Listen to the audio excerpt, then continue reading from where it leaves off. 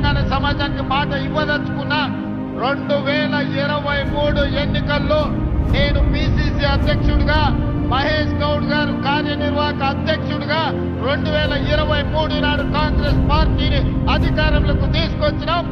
మళ్ళీ 2029లో మహేష్ గౌడ్ గారు పిసిసి అధ్యక్షుడిగా, నేను ముఖ్యమంత్రిగా, ఆనాడు డాక్టర్ వైఎస్ రాజశేఖర రెడ్డి, ధర్మపురి శ్రీనివాస్ గారు రెండవసారి ఏ విధంగా కాంగ్రెస్ ను అధికారంలోకి తీసుకొచ్చిండ్రో మళ్ళీ తెలంగాణ రాష్ట్రంలో రెండవసారి అధికారంలోకి తీసుకొచ్చే బాధ్యత తీసుకుంటాం.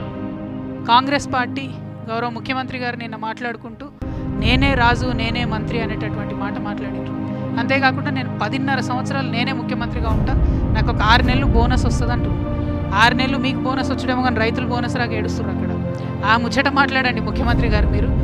ఇంకో పక్కనేమో రాజగోపాల్ రెడ్డి గారు మంత్రి పదవి ఇస్తావా లేకపోతే ముఖ్యమంత్రి పదవి గుంజుకోవా అని ఆయన సవాల్ చేస్తుండు, బస్తీ మీద సవాలని. ముందు ఆ పనులు చూసుకోండి మీరు.